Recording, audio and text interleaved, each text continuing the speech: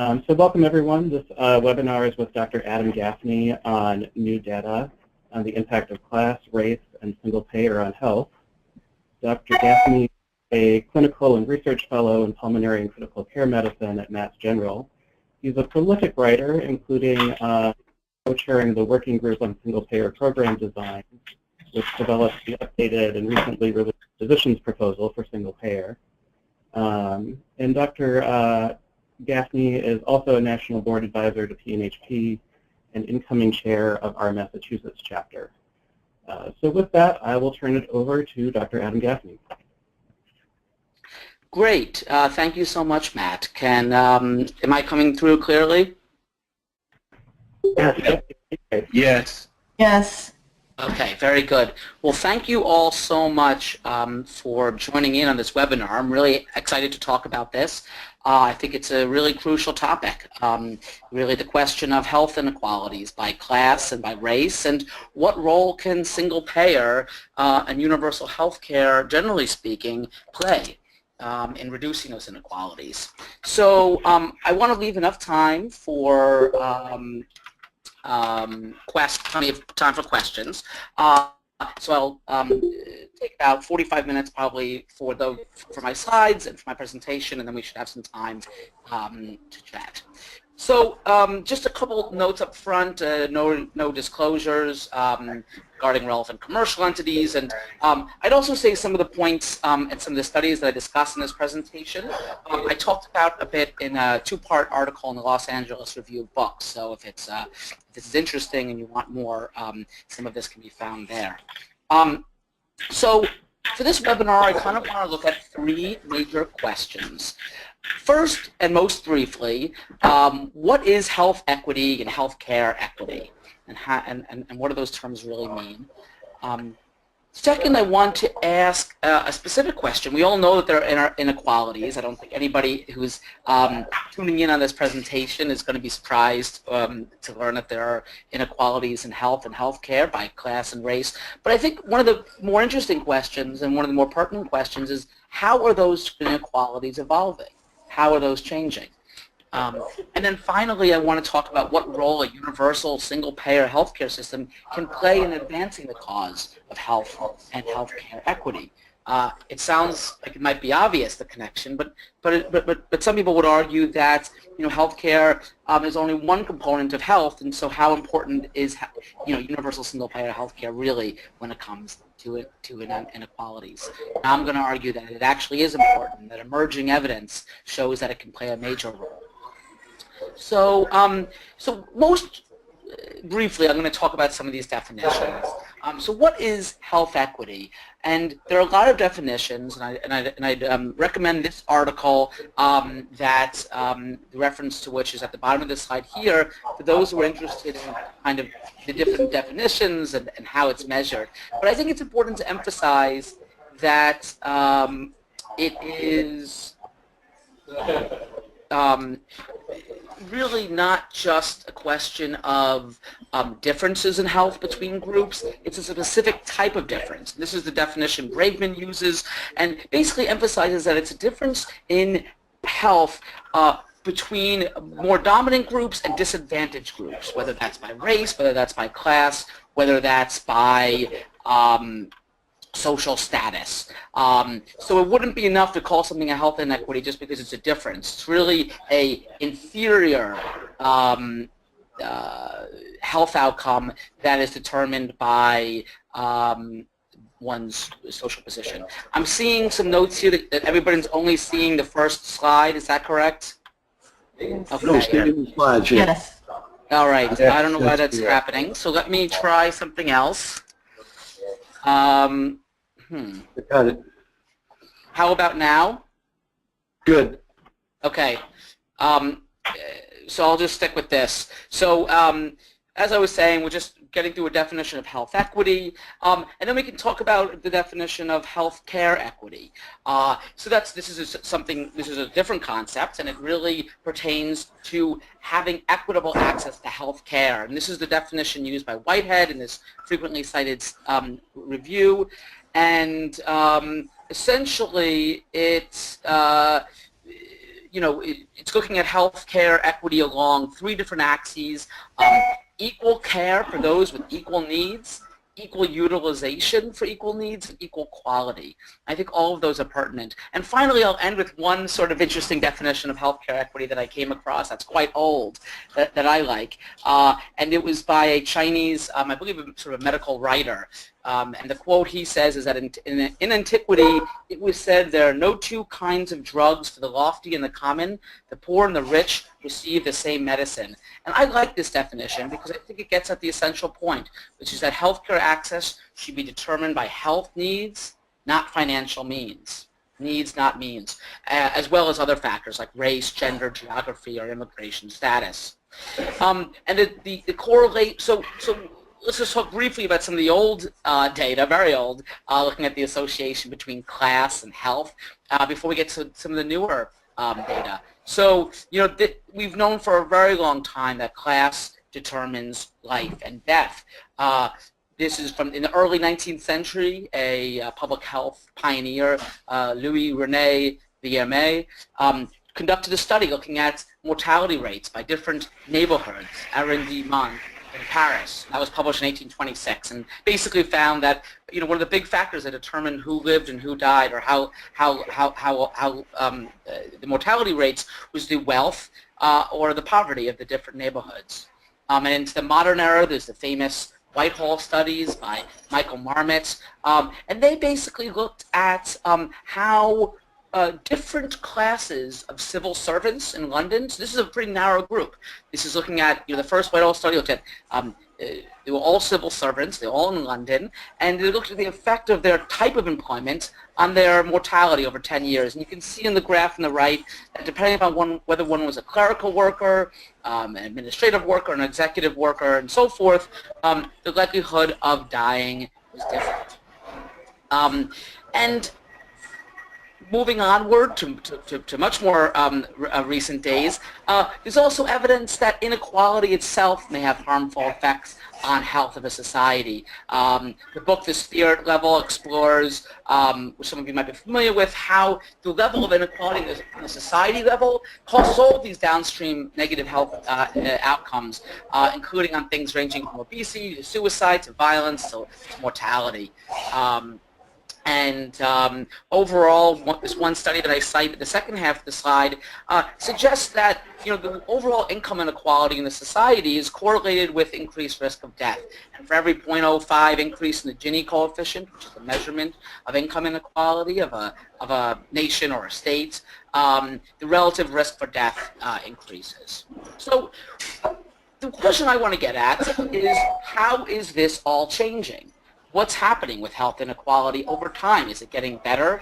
Is it getting worse? Now, we know that economic inequality is rising. There's been a lot of attention paid to this. It's sort of the center point of Bernie Sanders' primary campaign, for instance, and was very much brought to prominence during the Occupy movement. So we know that there's a rise in economic inequality, both in terms of income and in terms of wealth. And there's a lot of theories as to why that's happening, which is obviously outside of the confines of this discussion. In Capital in the 21st Century, Thomas Piketty's big, best-selling book, he argues that it's actually, rising in economic inequality is intrinsic to the laws of capitalism, insofar as the rate of return on wealth is higher than the basically the growth of income, and as a result, those who make money through wealth, as opposed to those who make money by working, will invariably accrue more over time.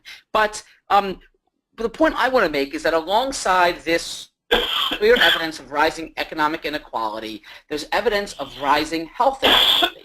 Perhaps not surprising, but not, this is not something that has really been quite as prominently discussed, not by any stretch of the imagination. So evidence of rising health inequality by economic class. So actually the evidence for this goes back a little further than you might think. This was a study on the New England Journal of Medicine in 1993, Pappas et al. And they basically looked at standardized mortality ratios between economic and educational subgroups in 1960 and 1986. And I think these are relevant time points because the rise in economic inequality, is really generally people talk about it over the last few decades, maybe beginning in the 70s or 80s, and that's sort of when, what we refer to as the neoliberal era began. A lot of changes in social policy and so forth. So what they found, to quote, and I quote from the conclusion, is that poor or poorly educated persons have higher death rates than wealthier or better educated persons.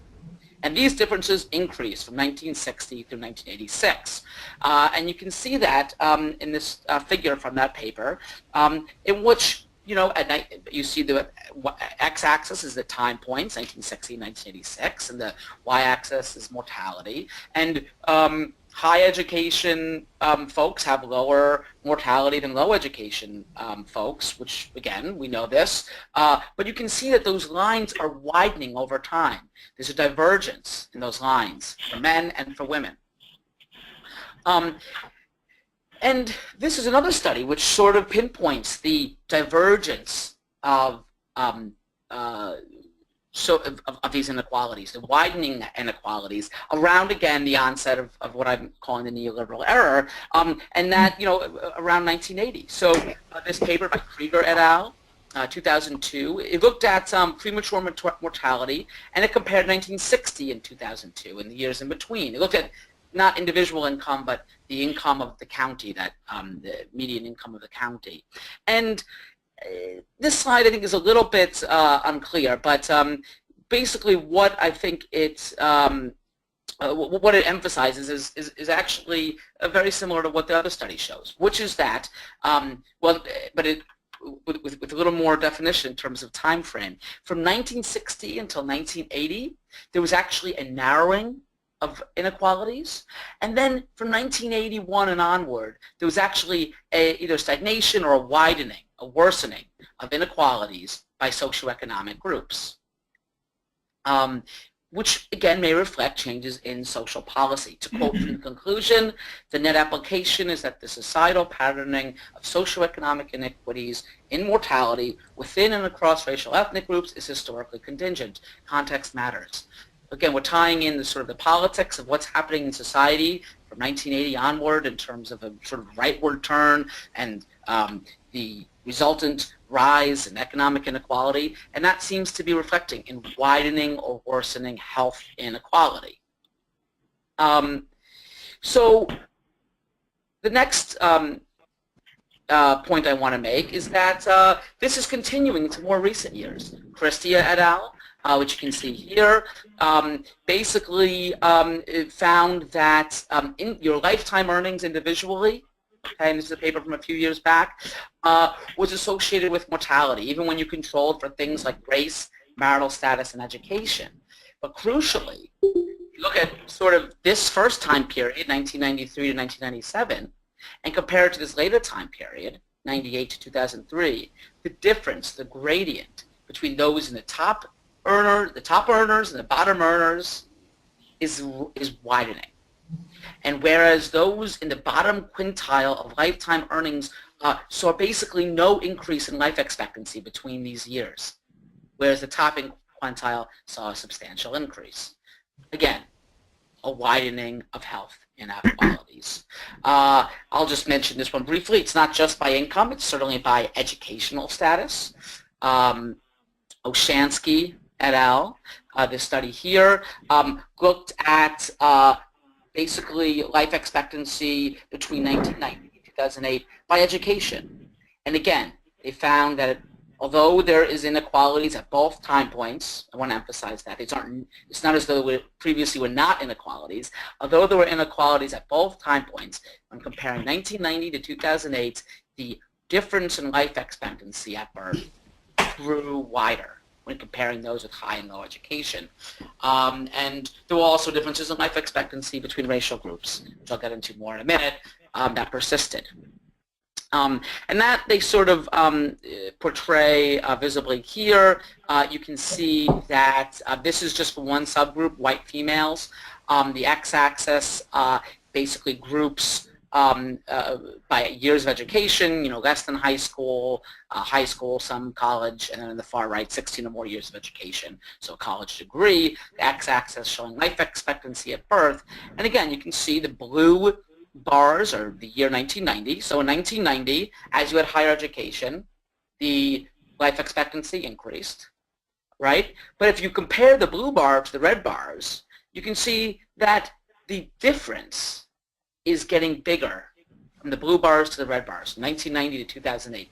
The difference is widening in health inequality by socioeconomic status. And I'll get to one last paper on this. This is just published this year in the Journal of the American Medical Association, Chetty et al. And this was widely covered in the media. And it really probably most clearly demonstrates the rise in health inequality by class. They use tax records to figure out what individual income was, and then they use the Social Security administrative data to determine when people were dying. And basically they looked at how income was associated with life expectancy at age 40, so sort of remaining years of life at age 40, but crucially how this changed the 21st century. Most of what I've shown you so far is more comparing either the late 20th century to early 20th century or the early 21st to the 20th century, but this is looking at what's happening now, what's happening in the last 15 years, the first 15 years of the 21st century.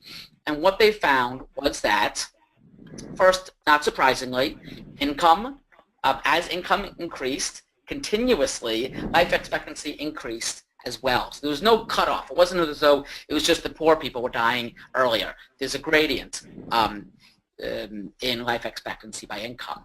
But moreover, the gradient between the groups increased when you compare 2001 to 2014, such that if looking at men, the top 1% live 15 years longer than the bottom 1%, and among women, the gradient was 10 years. So there's a whole 15 years of life difference depending upon your income, depending upon, or 10, depending upon your gender. And that's demonstrated pretty graphically in this figure from the paper. The left-hand side is men, the right-hand side is women, the x-axis is time, the y-axis is expected age at death for 40-year-olds. Again, we see a gradient as in each of these lines is one income quartile. Okay, so the blue is the lowest income quartile and the yellow is the highest income quartile. So in 2001 there was a gradient in life expectancy by income quartile such that higher income quartiles lived longer. But look at what happens to the lines. The lines are diverging. They're getting wider apart.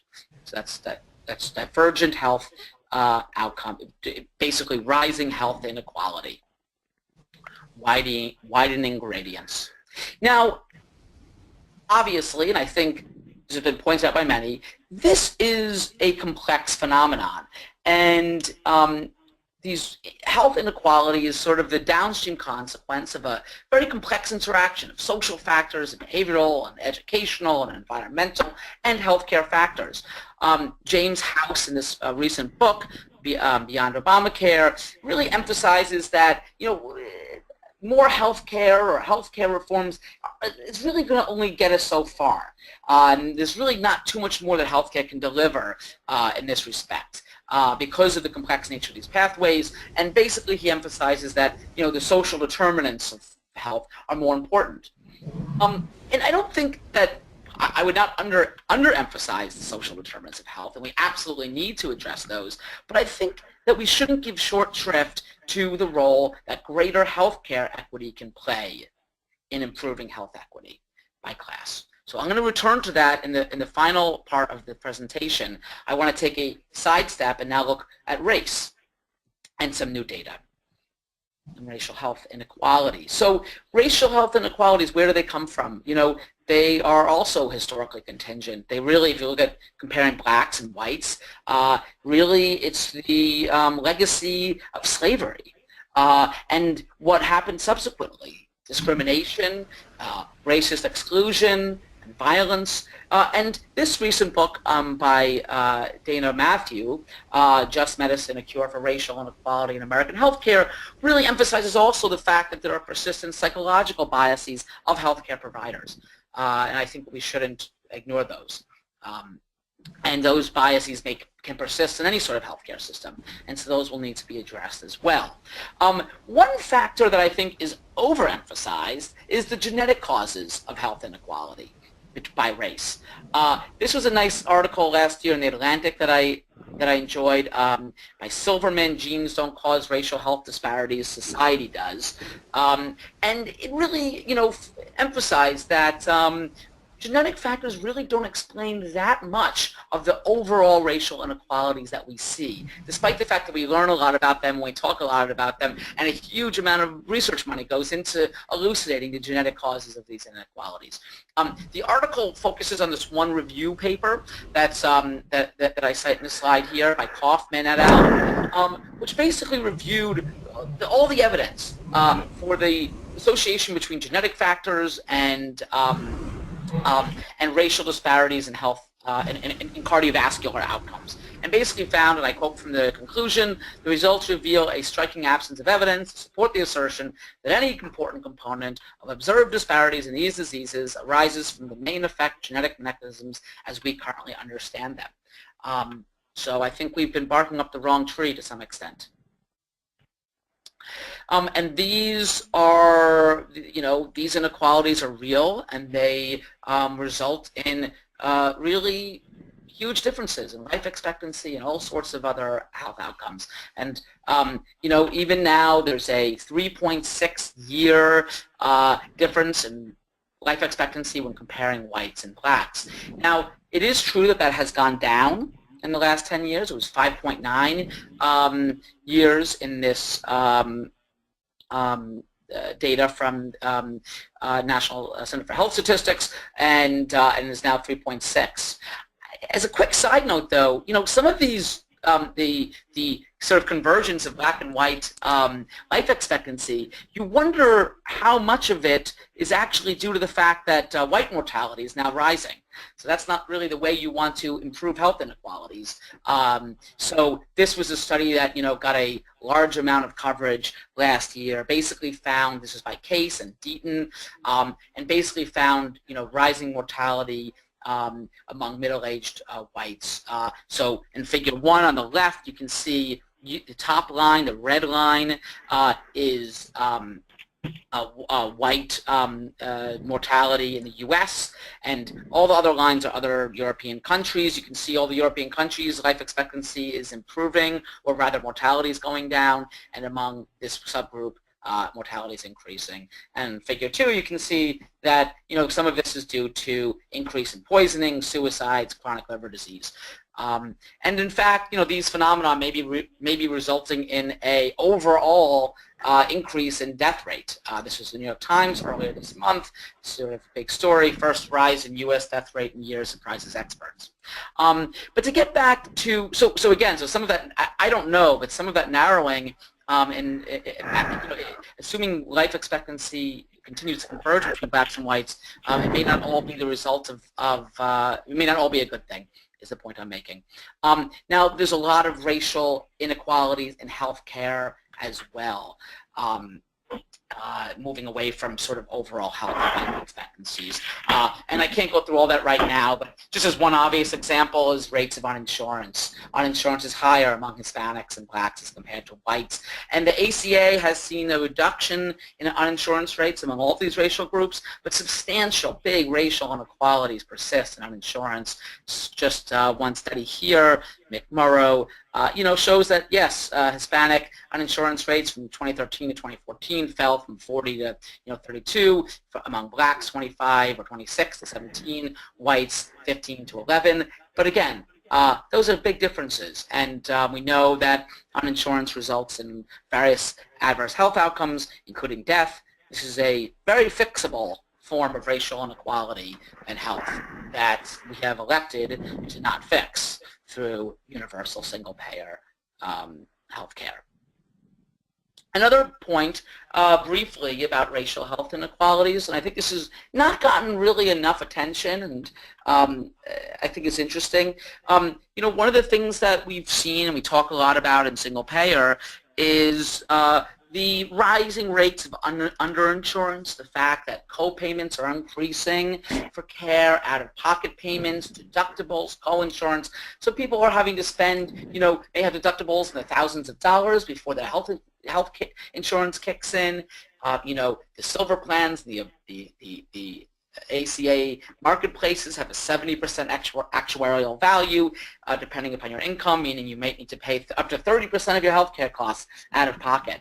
And you know, a point made in this article cited on this slide, Caruso et al. In the Harvard Public Health Review, emphasizes that that kind of cost sharing may be actually particularly detrimental to minority families.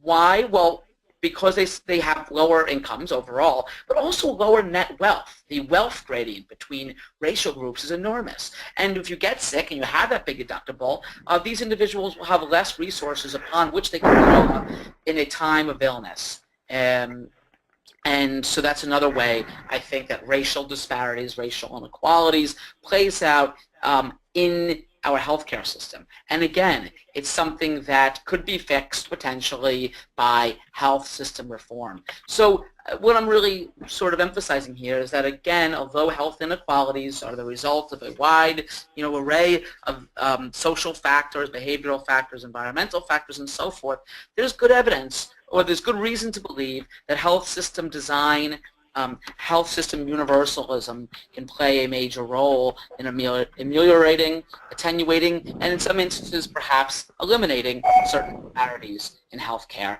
and perhaps health. And so although I think we need to think about a broader redistributive agenda in order to meet the goal of health equity, I also think that healthcare universalism is an underemphasized and really important aspect of this goal.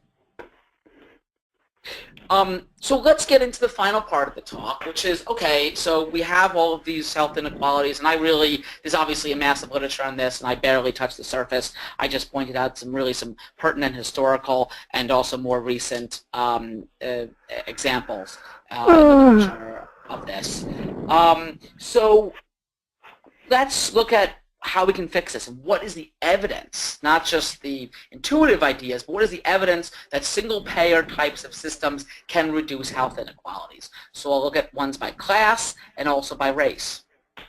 This paper, James et al., 2007, and, oh, sorry, I skipped a slide, in the Journal of Epidemiology and Community Health, basically looked at the implementation of single-payer in Canada by comparing inequalities in amenable mortality, and this is a sort of metric that gets used in a lot of studies. It's certain types of deaths that are thought to at least be potentially preventable by proper health care. And they compared 1971 to 1996, and they basically looked at all deaths, and they sort of divided them into amenable to medical care, amenable to public health measures, or due to ischemic heart disease, which they argued could be sort of a mix of the two. And then they divided neighborhoods into quintiles by percentage of low-income residents, and they looked at how the difference in age-standardized expected years of life lost, so basically unnecessary life lost, changed when you look at in comparing the highest and lowest income quartiles from 1971 to 1996. And what you can see in this figure, which is reproduced from the paper, is that and if you look at the figure, again on the top left, they divide the causes of death into amenable to medical care, amenable to public health, other causes, and so forth. And what you can see is that the difference between the top income quartile and the bottom income quartile actually fell from 1971 to 1996. There's still a difference. There's still a health gradient between top and bottom income quartiles in terms of life years lost, but that difference fell. And it fell from mortality specifically amenable to medical care, whereas it didn't really change for mortality amenable to public health or other causes. So they conclude, and I quote from the conclusion, in conclusion, during the 25-year period of the study, reductions in rates of deaths amenable to medical care made the largest contribution to to narrowing socioeconomic mortality disparities in urban Canada. Now I'm going to turn to race for a minute. So is there evidence that single-payer systems or single-payer-like systems can reduce health inequalities by race? Or do they simply perpetuate the biases, that psychological biases, and therefore not really do anything? And there's no doubt in my mind that all the disparities that we see are reproduced in these systems to some extent. But the question is, can they be ameliorated by universal design? So the VA is not a true single-payer system, but it serves as something of a universal system for those eligible for its services. Now, a lot of the recent news about the Veterans Administration has, focused on scandals relating to wait times and cover-up of those wait times, which are obviously, a serious issue that needs to be addressed. That being said, the overall evidence of sort of the modern VA shows that it overall provides a high quality of care. This is one paper, Ash et al., Annals of Internal Medicine, that compared VA to a national sample and found that it was actually superior. So how does universalism, but the question is how does universalism of the VA affect racial health disparities? So again, the topic of this talk is new data, so I'm going to get at some new data. There was a study published in 2015 that got widely covered. You can see CBS News here, surprising discovery on racial disparities in healthcare, and Los Angeles Times covered this study as well. So this is studies entitled Association of Race with Mortality and Cardiovascular Events in a Large Cohort of US Veterans by Cohort et al., and was published in Circulation in 2015. So they basically thought that the differences between veterans who are black and veterans who are white might be attenuated, in their word, by the sort of universal setup of the VA when comparing it to a general population. So this was a cohort study, longitudinal. It looked at over 3 million VA patients. And they excluded those with kidney disease because they have their own certain specific racial inequalities that pertain to that group that actually do have some genetic factors. So these are basically greater than 3 million VA patients. And they compared that to a general population using the NHANES database. And they looked at overall mortality, incident coronary heart disease, and incident stroke. So I've sort of tried to put this, the results in this table.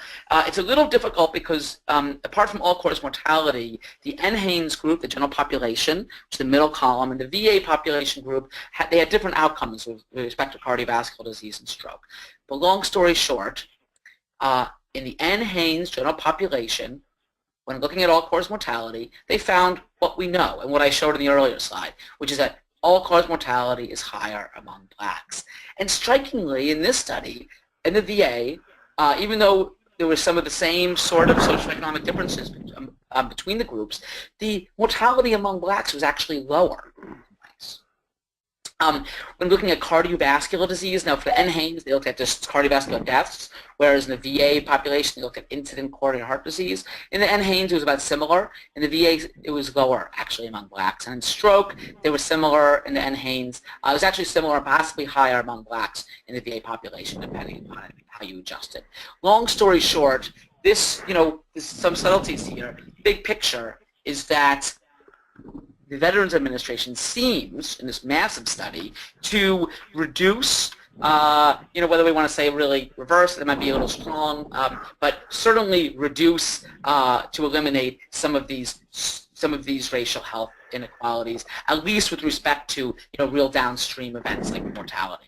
And the investigators cite other studies involving VA populations and also involving the NHS population that support their overall findings. The UK PDS trial, apparently the differences between Afro-Caribbean patients and white patients was not substantial. And so this was a pretty striking finding.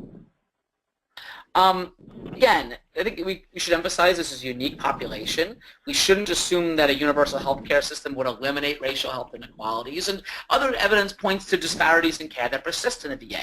Taken together, this with other studies does really strongly suggest, in my opinion, that healthcare universalism is one crucial element in advancing the goal of health equity. All right.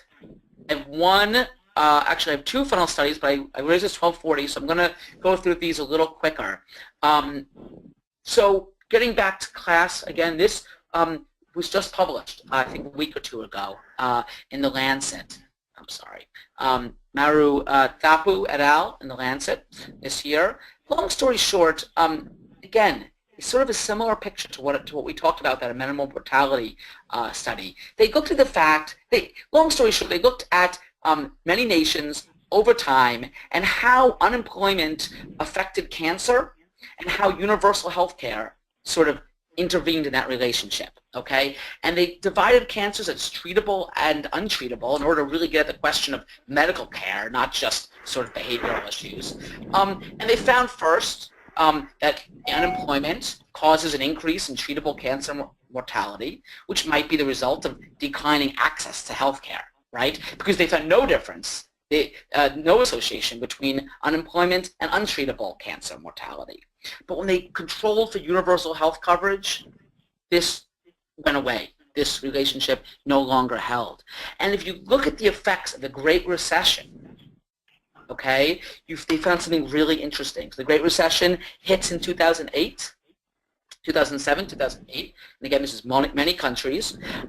And the figure on the top left is basically treatable cancer mortality, and the top right in universal healthcare countries with universal healthcare, and the top right, it shows non-universal healthcare countries. And the blue line is actual mortality, and the red line is estimated from cancer death. Blue line is cancer deaths, actual, and the red line is estimated cancer deaths. And the bars are basically estimated excess cancer deaths. And as you can see in the figure on the top left, the difference between estimated and actual was not significant, and there was no excess cancer deaths. In non-universal healthcare countries, there were, many treatable cancer deaths, excess deaths, showing that universal healthcare systems, that there is this, effect of economic status on health, on life, on death, on treatable cancer, but universal health care can basically interrupt that, right? It actually can help attenuate the effect of economics of economic status and health. And the final study I'll mention, and then we'll wrap up so we'll have some time for questions and discussion, is that health, systems that are single-payer type health systems also have unique tools that allow us to address health inequalities in ways you can't do in fragmented systems, in fragmented private systems. This study by Barr et al. In the British Medical Journal in 2014 used sort of a natural experiment. Basically, in 1999, there was a major increase in resources and health spending in the English National Health Service, for the English National Health Service. And at the same time, in 1999, they decided to actually change the way that those funds were divided by area by explicitly trying to give more resources to poorer areas. They changed the formula that they used to allocate NHS resources, again, trying to ameliorate, trying to attenuate health inequality. So this study looked at, well, what effect did it have? Did it work? Did it do anything? Did it do nothing? And they found that it worked. Okay, they looked at basically the effect of per person allocation of funds to each local area. They again use this sort of mortality amenable to healthcare that keeps popping up as their primary outcome from 2001 to 2011, and they basically compared, the poorest areas to the richest areas to see how this relationship played out over time. And basically, mortality amenable to mortality amenable to medical care fell in both the rich and the poor areas, but the fall was greater in the poorer areas. So the inequalities, absolute inequalities fell, and much of this decline they found was actually attributed to the greater increase in allocation of health resources to the poorer area. Strengthening these conclusions was the fact that there was no change on mortality that's not amenable to healthcare, deaths that we don't think can be prevented by healthcare, showing that health, equitable healthcare systems, equitable healthcare spending does make a difference on health inequality. Social determinants of health absolutely must be addressed, but we can't give short shrift to true healthcare universalism. So this is my last slide. I think that what this data shows together is that we do need a universal system in which access to care depends on medical needs and not on financial means. And I think it also shows that, apart from simply giving universal access to care without cost sharing, universal single-payer systems can impact health equity through different other avenues, one of which I didn't mention at all, which is just the funding mechanism. By progressively funding these health systems through general taxation, you actually redistribute, it has a redistributive effect. So you actually are addressing the social determinants of health by reducing economic inequality. Second, by equitable resource distribution. A single-payer system allows you to do things like that on a national scale, so as to more directly reduce inequalities in health. So that's a bit of a whirlwind. I tried to give a sense of what I thought were some of the more interesting and provocative recent studies looking at both the widening of health inequalities in the neoliberal era, coupled with what I thought were some really interesting studies demonstrating that universal health care and specifically single-payer type systems can play a role in attenuating, ameliorating, and in some instances eliminating perhaps certain health inequalities. So I think we can open it up for questions.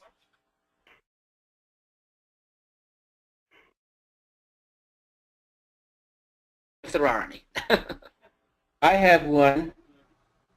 Okay. Can I proceed? My name is Camilo Marquez. I'm from the state of Oregon, and I'm involved with Healthcare for All Oregon. I would like you to discuss how does universal care and reducing the disparities in healthcare provide a direct benefit to white people who have access to good coverage? Mm-hmm. That's a fair question. The way I would answer it is I think that, to be honest with you, we're all in the same, no, I will not say we're all in the same boat, but many of these problems really extend beyond the traditionally marginalized groups.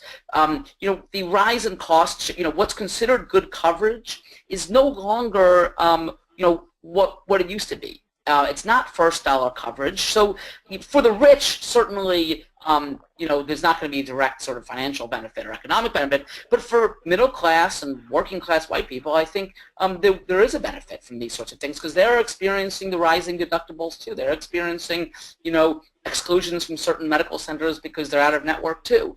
And in fact, white people in general their mortalities are going up. So they're clearly not benefiting from the economic system. Now, how would I convince a sort of well-off person who has, for whom these deductibles don't mean anything and who has great coverage and who's doing great? Yeah, I can't really appeal to their pocketbook. I think I would just appeal to their, general sense of humanity and the vision of a more egalitarian society. Thank you. Great question. Thank you for asking. Any other thoughts? Oh, I have another question. So my name is Jesse Nguyen. First, I want to say thank you for this presentation. I definitely think that it's important to address health inequalities through the lens of class and race. And a lot of your slides shows the discrepancy between whites and Black and Hispanics. But I was wondering if you have data for East Asians and Southeast Asians in terms of the differences in mortality rates and socioeconomic status compared to other races, and how the single-payer system can address these health discrepancies. Great question. There's certainly data on healthcare inequalities among Asian populations. And I think none of my slides dealt with that. A lot of studies, I will say, exclude people of non-Black, non-white, non-Hispanic ethnicity, race, unfortunately. And I think they do that because of the numbers, because they want to hone in on certain groups. The VA study I mentioned, for instance, didn't include Hispanics. It only looked at blacks and whites to sort of clarify that difference. There are inequalities. I think that I don't have it in front of me. I believe in terms of life expectancy, there's not a large discrepancy between whites and Asians overall, but there are certainly disadvantaged Asian communities, and there are certainly inequalities in other realms. I don't have an answer about how a single-payer system would play into that. I'm not sure if there is any, but I think we can extrapolate, right, to some extent, particularly for among economically disadvantaged Asian populations. I think all the things that we talked about in terms of class would obviously be applicable. Underserved Asian communities and Asian communities that are under-resourced, right? So the study I talked about in the NHS, where they gave more resources to the poorer local area authorities. I mean, that's something that will be difficult to do in the United States, given the way that our healthcare system is structured. So I don't know if that's really quite as direct of an answer as you'd like, but it's something I can look into. Definitely. Thank you.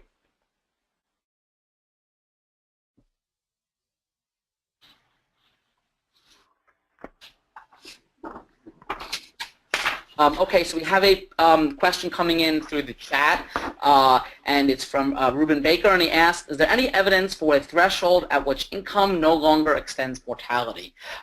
Great question. So I will say, so, if we go back to Chetty et al., let's just find this. Chetty et al. Found that there was an increase, the continuous increase with life expectancy with income, but this is by groups. It's hard to imagine at some point, at some threshold, would at some threshold, I think we can assume that income stops giving you extra life years. Exactly what that is, I don't know. But if you look at sort of larger income groups, by quintile, by decile, it seems that it's more of a continuous gradient. And the follow-up to this question is, I'm curious because if income inequality leads to better health, or if higher income leads to better health outcomes. And this gets to, I think there's a debate about this, and I think among social epidemiologists, as to what exactly, why inequality causes bad health. And so I think that both of these things can be true at the same time. So as I pointed to earlier, the meta-analysis by Kondo et al. Suggested that sort of societal income inequality leads to bad health. But we also know that individual income also determines health. So I actually think that both might play out at the same time. Societal level factors, the inequality around us and the ramifications it has for our environment, for our social spending, for all the other things that go along with that can impact health. And then I think also that even within a given level of inequality in society, individual resources, individual class, race, is determinant of health as well. So does that answer your question, Ruben? Okay, great. And anybody else can feel free to ask questions through the chat as well. I have another question, Camilo Marquez. Could you speculate how reducing healthcare disparities might indirectly benefit the general level of health in a society, and particularly, those in the middle class? Absolutely. So, so first of all, I think the fact that health inequality is rising, actually, you can think of the rise of health inequality as actually, it's dragging down our overall health as a society, right? So, in the Case and Deaton study that I mentioned, go back to that for a second. Where's that?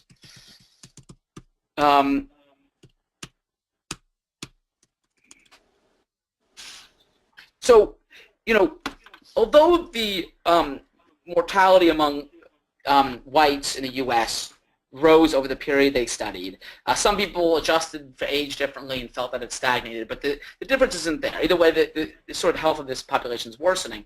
Now, although that the mortality rose for that group. It actually, if you break it down by educational status, that's actually being driven by people of lower socioeconomic status. So in this subgroup, people of high socioeconomic status are actually doing okay in terms of overall mortality. So I guess what I'm trying to say is that the fact that overall mortality rose in the U.S. for the first time in a while suggests that the worsening health of a lot of us, working class people in particular, is actually making the overall health of society worse. And I think a lot of the people who we think of as being sort of traditionally middle class, as you mentioned, I think that they're not doing so great either. Again, whether in terms of there's actually, I think there was some news reports of the fact that the middle class is actually getting smaller. Overall income, overall wages are sort of stagnated, and so I think, yeah, I really think that for a broad swath of society, things are getting worse or stagnating. So we have two more questions. So from Lakshmi, so I'm just going to read out loud. I don't think this question. Okay, how do you typically feel? Questions from physicians who do not support single payer, especially from people who experience the failure of Russia's universal health care system. So I think those are two questions wrapped into there. One is sort of just, people who are skeptical of single payer, and that's a big discussion and sort of pertains to what their particular objection is. Sometimes their objection is they're, worried about their income, and in that case, you can sort of cite the Canadian experience where, the implementation of single payer didn't actually hurt the physician salaries. If they're worried about the cost, you can cite the savings and the administrative savings. Russia's case, I think, is very specific. And I think it's a really big question. I mean, Russia, post, the Soviet Union had something of a sort of universal health system. It had a lot of problems and a lot of under-resourcing and so forth. Actually, the collapse of that system, the collapse of sort of the economy in Russia in the post-Soviet era resulted in this massive increase in mortality. And that's sort of a topic of its own. But I think with, I would really address each of the concerns individually. We have two more questions here. Does gun violence account for a measurable amount of disparity in mortality by race or class? That's a very good question. I really don't know what percentage of these disparities can be attributed specifically to the question of gun violence. We do know certainly that gun violence is a form of health inequality. The people, even though a lot of the mass shootings are what we sort of gets the most media attention, understandably, because they're horrific, the sort of day-to-day gun violence that's playing out unquestionably disproportionately impacts lower socioeconomic folks and people of particularly black race. So it's a good question, and that's something that I look forward to maybe looking into and sort of seeing if it's what percentage of it. And finally, we have from Lena, any data on Affordable Care Act and coverage of uninsured and better health outcomes? A recent study from Robert Wood Johnson Foundation showing decreased expenditures of $2.4 trillion. Any data from states that did not expand Medicaid and how it affected health outcomes? So good questions. So let's see. Let me focus on data from states that did not expand Medicaid and how it affected health outcomes. So it's a little early to look at the ACA in terms of its effects on hard health outcomes, things like mortality and that sort of thing. Why? Because really the major coverage expansion didn't really happen until 2014, right? So we're really only, less than 2 years from the coverage expansion. What I can say is that, so first off, we have sort of prior experience, right? So there's the Summers et al. Paper from the New England Journal of Medicine that looked at the effect of Medicaid expansions pre-ACA in states versus states where they did not expand Medicaid and found that it reduced mortality. So I think we can expect that the failure of some states to not expand Medicaid based on evidence from those prior studies and other literature will result in unnecessary deaths. And there's a one group who was involved? Oh, that was Sam Dickman and Himmelstein and Wohlhandler sort of came up with estimates of, based on prior experiences, how many deaths would be caused by the failure of states to expand Medicaid. So yes, I think we have good expectations. We also, there is data, I should say, on maybe not on hard outcomes like things like mortality, but on things like access. And yes, the data demonstrates that in comparing Medicaid expansion states, the Medicaid non-expansion states, the failure to expand Medicaid results in a differential in terms of, improvements in coverage and access. There's a lot of studies in that. That's just sort of my general synopsis or understanding. And I think that pertains to what your first part of your question on uninsured and better health outcomes. I think that uninsurance is bad for your health, and so the fact that ACA improved coverage will have some benefits on health outcomes. And I think the data we have now that I'm familiar with shows that the ACA improved coverage and access partially, but not completely. Serious access deficiencies remain. So I hope that answers at least some of your question. Any other questions?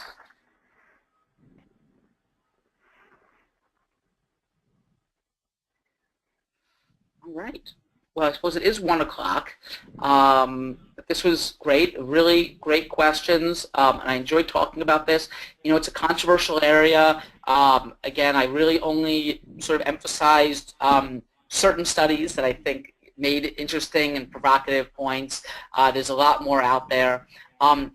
Certainly, if you have any questions about anything I discussed or about any of these issues raised, feel free to contact me. My email's on the slide here, or just send me a tweet. And there's links to some of my articles on my website, which is here. And we will distribute slides and a link to the video recording. So, if you want to go back through this or look at specific studies I talked about, you'll be able to. Any final questions before we close out? Thank you very much. Great presentation. Thank you. Oh, thank you, and thank you all so much for joining. Really appreciate it, and it's been fun. So take care.